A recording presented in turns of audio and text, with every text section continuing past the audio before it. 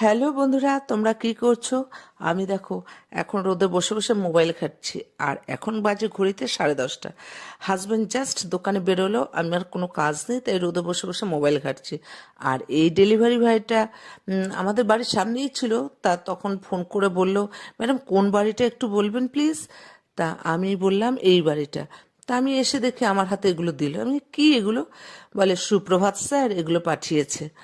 আমি সরাসরি ছেলেকে ফোন করলাম, কিরে বাবা এগুলো কি? বলে হ্যাপি নিউ ইয়ারে তোমার বাবার আর দিদার গিফট। গিফট কথাটা শুনলেই যেন আনন্দে ভরে যায় মনটা, তাই না? সে গিফট ছোট হোক বড় হোক তাতে কোনো ব্যাপার না, গিফট কথাটা শুনলেই যেন মনে আনন্দ লাগে। তা ছেলে বলল যে তোমাদের জন্য গিফট একটু। তা যাই হোক, খুব আনন্দ সহকারে গিফটগুলো নিয়ে ঘরে ঢুকছে। ছেলে পাঠিয়েছে বলে কথা, আর ছেলে মেয়ে কিছু পাঠালে মনটা আনন্দে ভরে যায়। আর গিফটগুলো রেখে দিলাম, ওর বাবা আসুক, পরে ওর বাবা দেখবে, পরে মাকে ভিডিও কলে নিয়ে গিফটগুলো খুলবো, আমাদের তিনজনের গিফট।